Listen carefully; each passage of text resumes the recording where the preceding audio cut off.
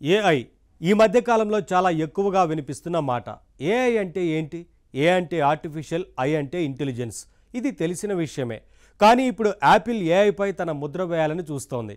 AI రంగంలో Apple కొత్తగా ఏం సాధిస్తుందో తెలియదు కానీ ముందు ఏఐ అనే పేరు మీదైతే తన ప్రభావాన్ని చూపించడానికి ప్రయత్నిస్తోంది.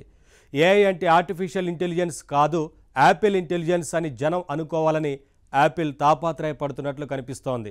ఎస్, ఇటీవల జరిగిన ఒక వరల్డ్ కాన్ఫరెన్స్లో యాపిల్ ఇంటెలిజెన్స్ అనే కొత్త పేరు బయటకు వచ్చింది.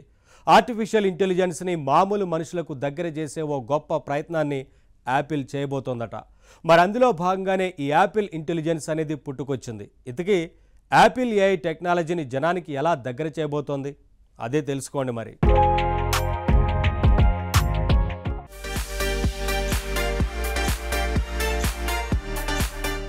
యాపిల్ ఏం చేసినా స్పెషల్ గా చేస్తుంది. ఇది యాపిల్ వాళ్లకున్న రెప్యుటేషన్. నిజమే, ఐపాడ్ దగ్గర నుంచి ఐప్యాడ్ వరకు యాపిల్ చేసిన ఎన్నో ప్రయోగాలు సక్సెస్ అయ్యాయి. ఆనాటి టచ్ స్క్రీన్ దగ్గర నుంచి నేటి ఇయర్ బడ్స్ వరకు టెక్నో రంగంలో చాలా విషయాల్లో మార్గదర్శిగా ఉంటూ వచ్చింది యాపిల్. రేపటి వర్చువల్ ప్రపంచం విషయంలో కూడా తాజాగా యాపిల్ విజన్ ప్రోతో ప్రపంచాన్ని ఆకర్షించింది. యాపిల్ ని కొట్టేస్తామని ఎంతమంది వచ్చినప్పటికీ చివరికి యాపిల్ చూపిన బాటలోనే వాళ్లు నడవాల్సిన పరిస్థితి చాలా సార్లు ఏర్పడింది. మరి ఇంత రెప్యుటేషన్ ఉన్న యాపిల్ ఇప్పుడు ఆర్టిఫిషియల్ ఇంటెలిజెన్స్ విషయంలో ఏం చేస్తున్నట్టు? ఓ పక్క ప్రపంచం ఏఐ ఏఐ అంటూ పరుగులు తీస్తుంటే యాపిల్ ఏమి చేయకుండా ఎందుకుంది? ఏ సంచలనంతో ముందుకొస్తుంది అని జనం అనుకుంటున్నారు. యాపిల్ సంస్థ ఏఐ రంగంలోకి ఇంకా గట్టిగా దూకలేదు గాని తలుచుకుంటే మొత్తం ఏఐ రంగాన్నే అది మార్చేయగలుగుతుంది. ఇది యాపిల్ ఫ్యాన్స్ నమ్మకం. అయితే నిజానికి యాపిల్ సంస్థ ఆర్టిఫిషియల్ ఇంటెలిజెన్స్ విషయంలో వెనకబడిందనే చెప్పాలి. ఒక పక్క ఓపెన్ ఏఐ వాళ్ల చాట్ జీపీటీ, మరో పక్క గూగుల్ వాళ్ల జెమినీ, ఇంకో పక్క మైక్రోసాఫ్ట్ కోపైలట్, ఇంకా క్లౌడ్, పర్ప్లెక్సిటీ, ఇప్పుడు ఎన్నో ఏఐ టూల్స్ మన చుట్టూ ఉన్నాయి. వాటన్నిటికీ ఎంతో ఫాలోయింగ్ ఏర్పడింది. మరి యాపిల్ ఏం చేస్తున్నట్టు? లేట్ గా వచ్చినా లేటెస్ట్ గా వస్తా అంటుందా? ఏ స్ట్రాటజీతో వస్తుంది? ఇటీవల జూన్ 10-14 తారీఖుల మధ్య వరల్డ్ వైడ్ డెవలపర్స్ కాన్ఫరెన్స్ జరిగింది. దీన్ని WWDC24 అనే పేరుతో పిలుస్తారు. ఏఐ రంగంలో తను ఏం చేయబోతోందో యాపిల్ ఈ కాన్ఫరెన్స్ లో ప్రదర్శించింది. యాపిల్ తన డివైసెస్ లో అనేక రకాల ఆపరేటింగ్ సిస్టమ్స్ వాడుతూ ఉంటుంది. వాటి తాజా అప్డేట్స్ అన్నింటినీ అక్కడ అందించింది. అన్నింటిలోనూ ఏఐ ఫ్లేవర్ ఉంది. ఇప్పుడు దీన్ని బట్టి యాపిల్ ఏఐ రంగంలో ఏం చేయబోతోందో మనకు అర్థమవుతోంది. సామాన్య జనానికి దగ్గర చేసేందుకు యాపిల్ ప్రయత్నం చేస్తోంది. అదే దాని ప్రయత్నం. ఐఫోన్స్ లో వాడే ఐఓఎస్, ఐప్యాడ్స్ లో వాడే ఐప్యాడ్ ఓఎస్, యాపిల్ వాచ్ లో వాడే వాచ్ ఓఎస్, యాపిల్ టీవీలో ఉపయోగించే టీవీ ఓఎస్, అలాగే ఇప్పుడు కొత్తగా యాపిల్ విజన్ ప్రోలో వాడుతున్న విజన్ ఓఎస్, వీటన్నింటిలోనూ ఎన్నో మేజర్ అప్డేట్స్ తీసుకొచ్చింది యాపిల్. అన్నిటిలోనూ ప్రధానమైన అప్డేట్ ఏది అంటే ఆర్టిఫిషియల్ ఇంటెలిజెన్స్ అనే చెప్పాలి. ఆర్టిఫిషియల్ ఇంటెలిజెన్స్ ఇప్పుడు పాపులర్ అవుతోంది, కానీ సామాన్య జనంలోకి ఇంకా అది రాలేదనే చెప్పొచ్చు. ఏఐని టెక్ పీపుల్ విపరీతంగా వాడుతున్నారు గాని మామూలు జనం ఏఐ ప్రయోజనాల్ని పొందలేకపోతున్నారు. ఇదే పాయింట్ పట్టుకుంది యాపిల్. నేరుగా యాపిల్ డివైజెస్ లోనే ఏఐని అందిస్తే, ముఖ్యంగా యాపిల్ ఐఫోన్ లో ఏఐ ఫీచర్ ని అవైలబుల్ గా ఉంచగలిగితే జనానికి చేరువ కావచ్చన్నది యాపిల్ ఐడియా. ఒక విధంగా చెప్పాలి అంటే పర్సనల్ ఏఐ అనే ఎరీనాని టార్గెట్ చేయటం అన్నది యాపిల్ స్ట్రాటజీ. చాలా మందికి ఏఐ అనేది వచ్చిందని తెలుసు, కానీ టెక్నాలజీ ఏమీ తెలియదు. అలాంటి వాళ్లకు కూడా ఏఐ వల్ల లాభం పొందాలని ఉంటుంది. సామాన్యుల్లో ఉండే ఈ ఫీలింగ్ ని ఉపయోగించుకుని నేరుగా వారి జేబులోనే ఏఐ సౌకర్యాలు అందించడానికి యాపిల్ ప్లాన్ చేస్తోంది. ఇక మీదట యాపిల్ డివైజెస్ లో పనులు చాలా వరకు ఏఐ సాయంతోటే ఆటోమేటిక్ గా జరిగిపోతూ ఉంటాయి. ఉదాహరణకి ఫోటోల విషయమే తీసుకోండి. మామూలు ఫోటోల్లో డెప్త్ కనిపించదు, కానీ 3D ఫోటోలు అలా కాదు. ఫోటో ఇటు అటు కదుపుతూ చూస్తే వాటిలో డెప్త్ కనిపిస్తుంది. యాపిల్ వాళ్ళు వీటిని 3D ఇమేజెస్ అని కాకుండా స్పేషియల్ ఇమేజెస్ అని అంటారనుకోండి. సరే, పేరేదైనా ఇకపై ఏఐ సాయంతో ఫోన్లోని ఇమేజెస్ అన్నింటినీ స్పేషియల్ ఇమేజెస్ గా మార్చేసుకోవచ్చు. అంటే ఫోన్లోని ప్రతి ఫోటోని 3Dలో చూడొచ్చు. ఏఐ పవర్ ఏంటన్నది ఫోన్లోనే మనం ప్రత్యక్షంగా తెలుసుకోవచ్చు. ఇలాగే మన ఫోన్లో ఉన్న ఫోటోలన్నింటినీ రకరకాల కేటగిరీల్లోకి విభజించే విషయం కూడా ఏఐ చూసుకుంటుంది. ఫోటోలోని వ్యక్తుల ఫేస్ ని బట్టి, ఫోటో తీసుకున్న లొకేషన్ ని బట్టి, టైం ని బట్టి రకరకాల కేటగిరీల్లో ఫోటోల్ని విభజించటం, ఎప్పటికప్పుడు మంచి మెమరీస్ ని కంపైలేషన్స్ గా చేసి యూజర్స్ కి అందించటం, ఇవన్నీ ఇప్పుడు ఈజీ అయిపోతాయి. నిజానికి గూగుల్ ఫోటోస్ లాంటి యాప్స్ లో ఇలాంటి సౌకర్యాలు ఇప్పటికే ఆండ్రాయిడ్ లో ఉన్నప్పటికీ యాపిల్ ఫోన్ లో ఈ పనులన్నీ ఏఐ సాయంతో జరిగిపోతాయి. ఫోటోల సెర్చ్ కూడా చాలా ఈజీ అయిపోతుంది. ఫలానా ఫోటో చూడాలంటే పేర్లు టైప్ చేయక్కర్లేదు, డేట్ల వారీగా స్క్రోల్ చేస్తూ ఫోటోలు వెతుక్కోవక్కర్లేదు. ఈ బాధలన్నీ పోతాయి. ఐఫోన్ అడిగితే చాలు, అనుకున్న ఫోటో రెడీగా కనిపిస్తుంది. ఉదాహరణకి నేను ఫలానా రోజు మార్కెట్కి వెళ్ళిన ఫోటోలు చూపించు అన్నారనుకోండి, ఏఐ ఆ విషయాన్ని అర్థం చేసుకుని వెంటనే ఆ ఫోటోలు మన ముందు చూపిస్తుంది. అన్నట్టు యాపిల్ వాయిస్ అసిస్టెంట్ సిరిలో కూడా ఇప్పుడు ఏఐ ఫీచర్స్ చాలా ఇంక్లూడ్ చేశారు. ఇలాగే ఎయిర్ పాడ్స్ లో ఒక మైనర్ అప్డేట్ ఇచ్చారు. అందులో వాయిస్ ఐసోలేషన్ అనేది ఇంక్లూడ్ చేశారు. దీనివల్ల లాభం ఏంటి అంటే, మనం ఎంత రద్దీలో ఉండి ఫోన్ మాట్లాడుతున్నా చుట్టూ నాయిస్ క్యాన్సిల్ అయి మన వాయిస్ అవతలి వాళ్ళకి స్పష్టంగా వినబడుతుంది. ఈ సౌకర్యం కూడా ఏఐ వల్లే సాధ్యమవుతోంది. యాపిల్ వాచ్ లో కూడా మరొక అప్డేట్ ఉంది. మనం ఉన్న ఏరియాని బట్టి అక్కడి లాంగ్వేజ్ ని గుర్తించే టెక్నాలజీ అది. ఉదాహరణకి ఒక వ్యక్తి ఆంధ్రప్రదేశ్ నుంచి గుజరాత్ కి వెళ్ళాడనుకోండి, మనం మాట్లాడే మాటల్ని ఆటోమేటిక్ గా గుజరాతీలోకి అనువదించి వినిపించగలుగుతుంది యాపిల్ వాచ్. అఫ్ కోర్స్ ఇలాంటి సౌకర్యాలు యాపిల్ ఐఫోన్ లో ఇప్పటికే ఉన్నప్పటికీ ఇప్పుడు యాపిల్ వాచ్ లో కూడా అందించడం విశేషం. అలాగే ఐప్యాడ్ లో నోట్స్ యాప్ లో కూడా ఒక మంచి అప్డేట్ వచ్చింది. దీన్ని స్మార్ట్ స్క్రిప్ట్ అని పిలుస్తున్నారు. అందరి హ్యాండ్ రైటింగ్ అందంగా ఉండదు కదా, అందుకే మనం ఐప్యాడ్ లో ఏదైనా రాసేటప్పుడు ఆ అక్షరాల్ని ఏఐ అర్థం చేసుకుంటుంది. కొంచెం కర్వ్ లో అడ్జస్ట్ చేసి అందంగా మారుస్తుంది. హ్యాండ్ రైటింగ్ ని టెక్స్ట్ గా మార్చే టూల్స్ ఇప్పటికే ఉన్నాయి కదా అనకండి, ఇది స్పెషల్.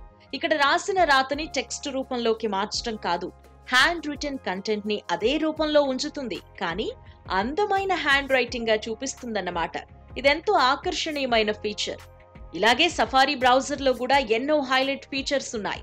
మనం చదువుతున్న విషయాల తాలూకు సమ్మరీని అక్కడికక్కడే అందించడం, టేబుల్ ఆఫ్ కంటెంట్ ఆటోమేటిక్ గా క్రియేట్ చేసి ఇవ్వడం, అవసరమైతే చదివే పేజ్ లోని వాక్యాల్ని మనకు అర్థమయ్యే రూపంలోకి మార్చి ఇవ్వడం, ఇలాంటివి ఏఐ సౌకర్యాలన్నీ బ్రౌజర్ లోనే రెడీగా ఉంటాయి. అంటే చాట్ జీపీటీ లాంటి థర్డ్ పార్టీ టూల్స్ అవసరం లేకుండానే బ్రౌజర్ లో ఏఐ ఫీచర్స్ వాడుకోవచ్చన్నమాట. ఇక మెయిల్ విషయం, ఈ మధ్య గూగుల్ జీమెయిల్ లో ఏఐ ఫీచర్స్ రావడం చాలా మందికి తెలుసు. మనం ఏదైనా ఈమెయిల్ రాసేటప్పుడు ఏఐ సాయం తీసుకోవచ్చు అక్కడ. అదేవిధంగా ఇప్పుడు యాపిల్లో కూడా అలాంటి సౌకర్యాలు పరిచయం చేశారు. ఇక జనరేటివ్ ఏఐ, మన కాంటాక్ట్ లో ఉన్న వాళ్ళ ఫేసుల్ని స్కాన్ చేసి జనరేటివ్ ద్వారా వాళ్ళ ఫేసులతో విచిత్రమైన ఇమేజెస్ క్రియేట్ చేయగలుగుతుంది ఐఫోన్. జెన్మోజీ పేరుతో ఏఐ ఎమోజీస్ తయారు చేస్తుంది. ఇమేజ్ ప్లే గ్రౌండ్ అనే పేరుతో ఇమేజెస్ జనరేట్ చేస్తుంది. మొత్తానికి అనేక రకాల ఏఐ ఫీచర్స్ ని ఇప్పుడు డైరెక్ట్ గా యాపిల్ ఐఫోన్ లోనే అందించడం సంతోషకరమైన విషయం అని చెప్పుకోవాలి. రాబిట్ R1 అనే పేరు విన్నారా? అదొక డెడికేటెడ్ ఏఐ డివైస్. ఈ మధ్య కాలంలో ఏఐ ప్రాధాన్యం పెరిగాక స్మార్ట్ ఫోన్ కంటే పవర్ఫుల్ గా పనిచేయగలిగే ఇలాంటి ఏఐ డివైజెస్ అవసరం అవుతున్నాయి. అయితే ఇప్పుడు ఆ విధంగా వేరే డివైజెస్ మీద ఆధారపడాల్సిన పని లేకుండా నేరుగా మీ ఐఫోన్ లోనే ఏఐ వాడుకోండి అంటున్నారు యాపిల్ వాళ్ళు. అంటే మన స్మార్ట్ ఫోనే ఒక ఏఐ డివైస్ అవుతుందన్నమాట. అయితే ఆర్టిఫిషియల్ ఇంటెలిజెన్స్ అనే దానికి ప్రాసెసింగ్ పవర్ ఎంతో అవసరం. ఏఐ వాడాలి అంటే మామూలు డివైజెస్ సరిపో.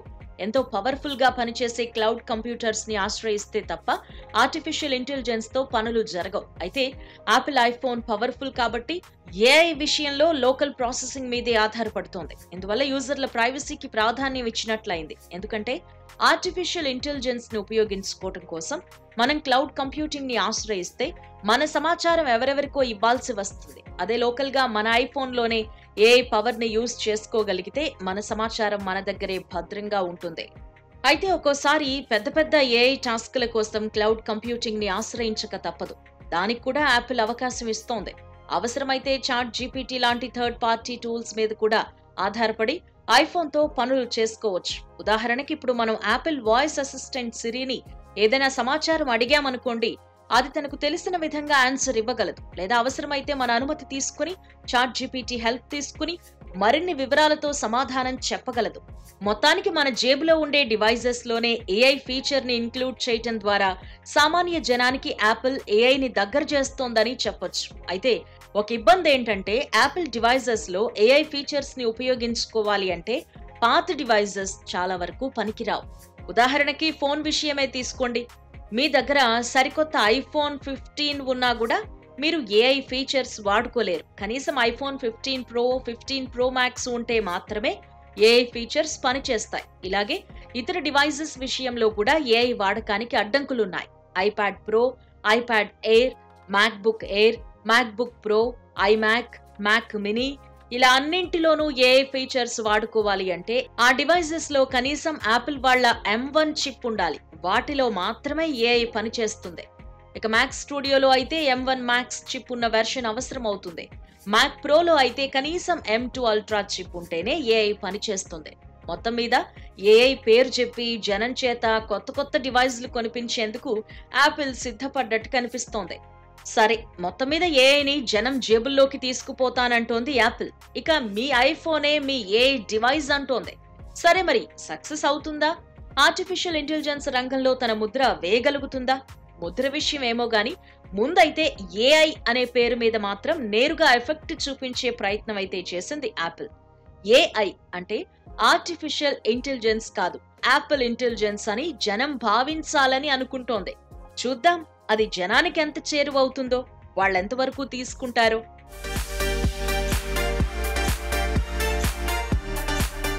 తెలియకూడని వాళ్ళకి మీ ఫోన్ నంబర్ తెలిసిపోతే ప్రాబ్లం ఏం లేదు, నంబర్ మార్చేయచ్చు, కొత్త సిమ్ తీసుకోవచ్చు. చేరకూడని వాళ్ళకి మీ క్రెడిట్ కార్డు నంబర్ చేరిపోతే సకాలంలో అలర్ట్ అయితే అది కూడా సమస్య కాదు, కార్డ్ బ్లాక్ చేయొచ్చు, కొత్త కార్డు తెప్పించుకోవచ్చు. కానీ మీ పర్సనల్ విషయాలు పబ్లిక్లోకి వస్తే, మీ మెడికల్ డేటా రివీల్ అయిపోతే ఏం జరుగుతుంది? ఈ ఇంట్రెస్టింగ్ ఎపిసోడ్ చూస్తే మీకే అర్థమవుతుంది.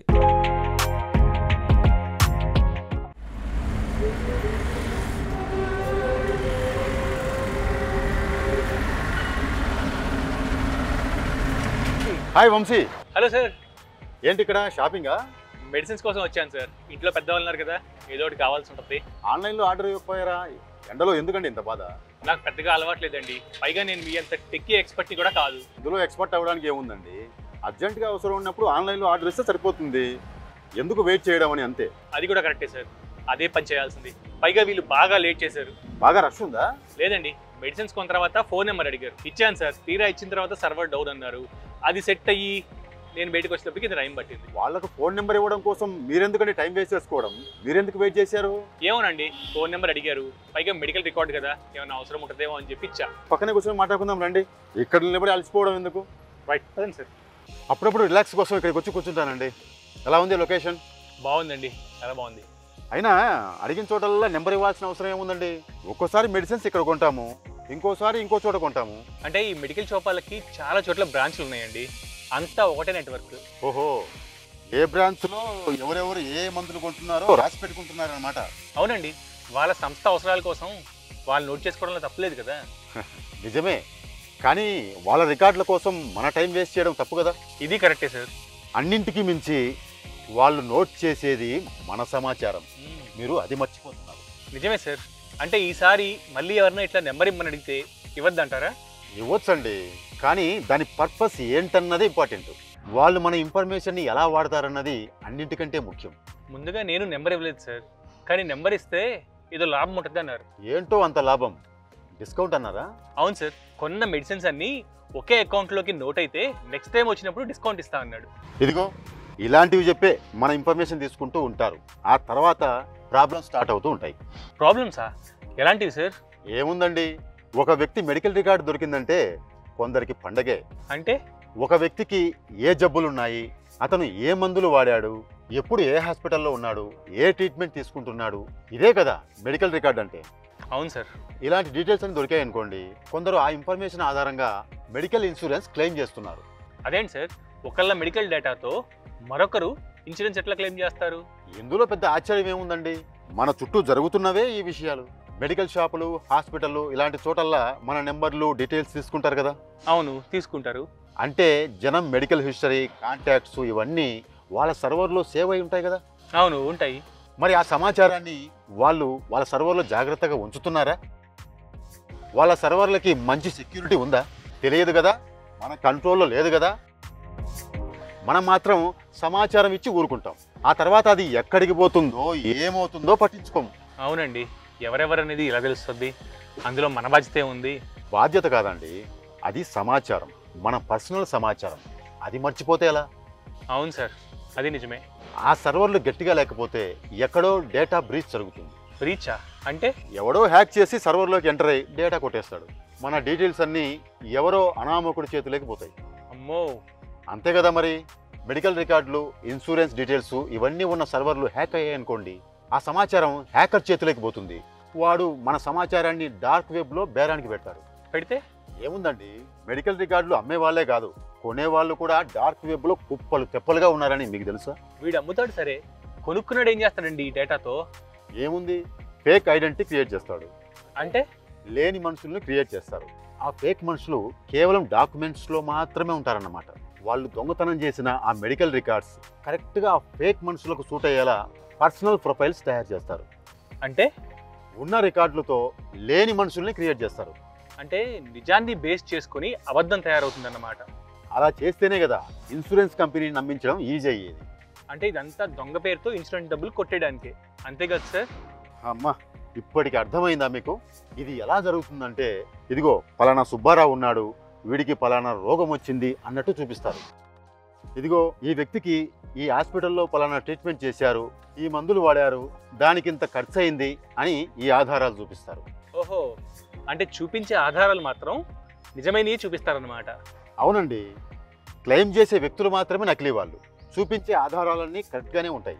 ఇదిగో ఇన్సూరెన్స్ కంపెనీలు ఇక్కడే మోసపోతున్నాయి. అంటే ఏముంది, రికార్డులు మీవి, ఇన్సూరెన్స్ డబ్బులు వాళ్ళవి. నిజంగా ఇలా జరగటము పాజిబులే అంటారా? అదేంటండి, ఇలాంటివి ఎన్నో కేసులు వచ్చాయి నా దగ్గరికి. అసలు వాళ్ళు ఇన్సూరెన్స్ కోసం వెళ్ళి అడిగితే బయటపడ్డాయి ఇలాంటి మోసాలన్నీ. మరి ఇంత మోసం జరుగుతుంటే ఇన్సూరెన్స్ కంపెనీలు తెలుసుకోలేకపోతున్నాయా సార్? ఏమండి, వాళ్ళు కూడా అమాయకులేం కాదు కదా. డబ్బులు అన్నాక ఒకటికి 10 సార్లు చెక్ చేసుకునే ఇస్తారు. కానీ రికార్డులన్నీ కరెక్ట్గా ఉంటే వాళ్ళు మాత్రం ఏం చేయగలరు చెప్పండి? నిజమే సార్. ఇక నుంచి మనం ఏదైనా ఇన్ఫర్మేషన్ ఇస్తే చాలా కేర్ఫుల్గా ఉండాలి అంటారు, అంతే కదా? అవునండి, రేపేదో డిస్కౌంట్ ఇస్తారని ఈరోజు మన ఇన్ఫర్మేషన్ మొత్తం తీసుకెళ్ళి వాళ్ళ చేతుల్లో పెట్టేయకూడదు. అయితే మరి మందుల షాపులో కాదు, గ్రోసరీస్, మాల్స్ ఇలాంటి చాలా చోట్ల నెంబర్ ఇస్తున్నాం కదా సార్? కరెక్టే, కానీ ఇతర వాటిల్లో వేరు, మెడికల్ విషయంలో వేరు. అంటే ఫర్ ఎగ్జాంపుల్, ఎవరో మోసం చేసి మీ క్రెడిట్ కార్డ్ డీటెయిల్స్ తెలుసుకున్నారనుకోండి, అప్పుడు మీరు ఏం చేస్తారు? ఏముంది సార్, వెంటనే ఆ కార్డ్ బ్లాక్ చేస్తాను, కొత్త కార్డు తీసుకుంటాను. సరే, క్రెడిట్ కార్డ్ కాబట్టి మార్చారు. అలాగే ఎవరైనా మోసం చేసి మీ మెడికల్ రికార్డులన్నీ దొంగిలించారనుకోండి, మీరు వాటిని మార్చగలరా? మీ బ్లడ్ గ్రూపు ఇలాంటివి అవేలా మార్చగలమండి కదా. అందుకే చెప్పేది, మెడికల్ విషయంలో మరింత జాగ్రత్తగా ఉండాలని. నిజమే సార్, మెడికల్ రికార్డ్ అనేది మారనే మారదు.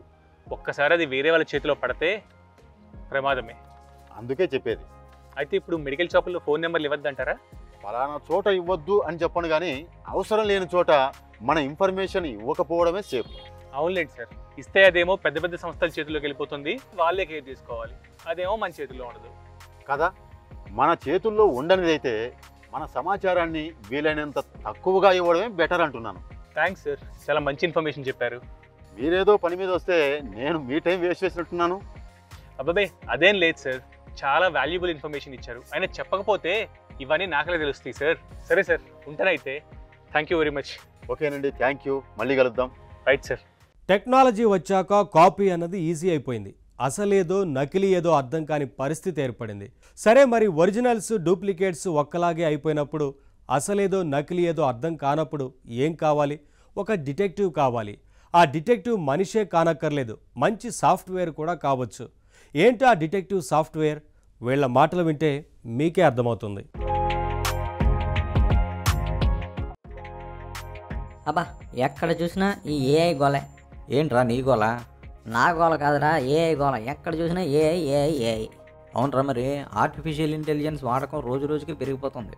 ఇదిగో రేపు మాపు యాపిల్ వాళ్ళు కూడా ఐఫోన్లో ఫుల్గా ఆర్టిఫిషియల్ ఇంటెలిజెన్స్ పెట్టేస్తున్నారు. మరి అదే జరిగితే ఏఐ జనం జేబుల్లోకి వచ్చేసినట్టే. జేబుల్లోకి వచ్చేస్తుంది సరే, దానివల్ల జేబు నిండుతుందా అని. ముందు సరదా అయితే తీరుతుందిరా జనానికి. మొన్న నువ్వే ఏమన్నావు, ఏఐ హెల్ప్తో కథలు రాసేసి రైటర్ అయిపోతాను అన్నావా లేదా? అవుననుకో. మరి అక్షరం రాయడం రాని నువ్వు ఏఐ వల్ల రైటర్ అయిపోవచ్చు. అలాగే పిచ్చి గీతలు గీయడం రాని వాళ్ళు కూడా పికాసులు అయిపోవచ్చు. మరి ఇలాంటివన్నీ పాసిబుల్ అయ్యేది ఏఐ వల్లే కదరా, అందుకే దానికి అంత క్రేజ్. సర్లేరా, ఈ క్రేజులు సరదా తిరగడాలు సరే, దానివల్ల డబ్బు ఏమన్నా సంపాదించచ్చా అని. ఒరే ఇప్పటికే చాలామంది ఏఐలో ట్రైనింగ్ ఇస్తూ లక్షల్లో సంపాదిస్తున్నారు. ఒరే వాళ్ళు ట్రైనింగ్ ఇస్తున్నారు, వీళ్ళు తీసుకుంటున్నారు, కానీ ఏఐ వల్ల ఎవడ లాభం పొందుతున్నాడు అని. పొద్దుట్లు లేస్తే యూట్యూబ్లో ఇదే కావాలి, ఏఐ నేర్పుతాం, ప్రాంప్ట్ ఇంజనీరింగ్ నేర్పుతాం అని. ఒరే ఏఐ ఇప్పుడు అన్ని రకాలుగానే ఉపయోగపడుతుంది. ఆఖరికి స్టాక్ మార్కెట్లో పెట్టుబడులు పెట్టాలన్నా కూడా కొంతమంది ఏఐ మీదే డిపెండ్ అవుతున్నారు తెలుసా? అయితే ఏఐ వల్ల డబ్బులు సంపాదించుకోవచ్చు అన్నమాట. బ్రహ్మాండంగా. అన్నట్టు ఇంట్రెస్టింగ్ విషయం చెప్పనా, ఇప్పుడు చాలామంది ఏఐ సపోర్ట్ తీసుకుంటూ డబ్బు సంపాదించుకుంటున్నారా, కానీ కొందరు కుర్రోళ్ళు మాత్రం ఏఐకి ఎదురెళ్ళి సంపాదిస్తున్నారు డబ్బులు. ఏంటి, ఏఐకి ఎదురెళ్ళి సంపాదిస్తున్నారా? అంటే GPT-0 ఈ పేరు విన్నావా? చాట్ జీపీటీ విన్నాను రా. ఏంటి GPT-0? ఇది ఒక డిటెక్షన్ సాఫ్ట్వేర్లే. ఎడ్వర్డ్ ఎలెక్స్ అనే వాళ్ళు కనిపెట్టారు దీన్ని. డిటెక్షన్ సాఫ్ట్వేర్ అంటున్నావు, ఏం డిటెక్ట్ చేస్తుందండి? ఏముంది, ఇప్పుడు ప్రతి వాళ్ళు ఏఐ సాయం తీసుకుని ఆర్టికల్స్ లెటర్స్ అన్నీ రాసేస్తున్నారా? అవును. మరి యూనివర్సిటీలో స్టూడెంట్లు కూడా ఏఐతో థీసిస్లు రాసేస్తున్నారు. ఓహో, తెలివి లేకపోయినా స్కాలర్లు అయిపోయి కాలు ఎగరేస్తున్నారనమాట. అవునరా, ఇప్పుడు యూనివర్సిటీల్లో పరిస్థితి ఎలా ఉందంటే నిజంగా మనిషి రాసిందేదో ఏఐ రాసిందేదో తెలిసి చావడం లేదు. ఫోన్లో తెలియకపోతే నష్టం ఏముంది? బాగుంది రోయ్. యూనివర్సిటీలో థీసిస్లను పెట్టే కదా స్టూడెంట్స్కి డిగ్రీలు ఇవ్వాల్సింది. మరి ఏఐతో రాసినోడికి ఎక్కువ మార్కులు వేసి సొంతంగా కష్టపడ్డోడిని ఇంటికి పంపేయాలా ఏంటి? అవునులే, ఏఐ హెల్ప్తో మొద్దు స్టూడెంట్లు కూడా పెద్ద మార్కులు కొట్టేసే ఛాన్స్ ఉంది కదా. మరి ఆ ప్రమాదం తప్పించడానికే ఈ GPT-0 అనే డిటెక్షన్ టూల్ కనిపెట్టారు వీళ్ళు. ఏం చేస్తుంది ఏంటి ఇది? మనం కంటెంట్ ఇస్తే చాలు, అది మనిషి స్వయంగా రాసిందా లేకపోతే ఏఐ సపోర్ట్ తీసుకుని రాసిందా అన్న విషయాన్ని టక్కుని కనిపెట్టేస్తుంది. ఏంటి నిజంగా అంత కరెక్ట్గా కనిపెడుతుందా? అవునరా, చాలా యాక్యురేట్గా చెప్పేస్తుందట. అందుకే ఇప్పుడు ఈ GPT-0కి చాలా క్రేజ్ వచ్చేసిందిరా. యూనివర్సిటీలన్నీ దీని మీదే దృష్టి పెట్టి. ఓహో, ఈ సాఫ్ట్వేర్కి క్రేజ్ పెరిగిపోయేసరికి ఈ కుర్రాళ్ళు మిలియన్ల కొద్ది డాలర్లు సంపాదించేసుకున్నారు. కంపెనీ రోజు రోజుకి ఎదిగిపోతుందట. ఏంటి ఎంత సంపాదించారేంటి ఏడాది? ఒక్క ఏడాదిలోనే 10 మిలియన్ సంపాదించారా. టోటల్గా 14 మిలియన్ వెనకేసుకున్నారట.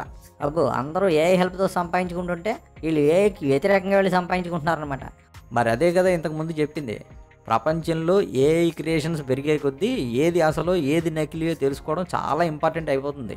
అందుకే ఈ GPT-0కి క్రేజ్. అటే, అయితే ఇప్పుడు నేను ఏఐతో రాసి రైటర్ నన్ను నమ్మించడానికి లేదన్నమాట. అవునరా, పైన చూస్తే ఎవరు రాసిందో తెలియదు కానీ కరెక్ట్గా కంటెంట్ని స్కాన్ చేస్తే మాత్రం ఈ GPT-0 క్లియర్గా చెప్పేస్తుంది ఏది అసలు ఏది నకిలీయో. ఫోన్లే పాపం కుర్రలు అంటున్నావు, అసలుకి నకిలీకి తేడా కనిపెట్టే సాఫ్ట్వేర్ అంటున్నావు. సంపాదించుకునే పాపం తప్పే ఉంది. కాకపోతే మనం రైటర్ అవుదాం అనుకున్నాం, ఆ కోరిక తీరేలా కనిపించట్లేదు.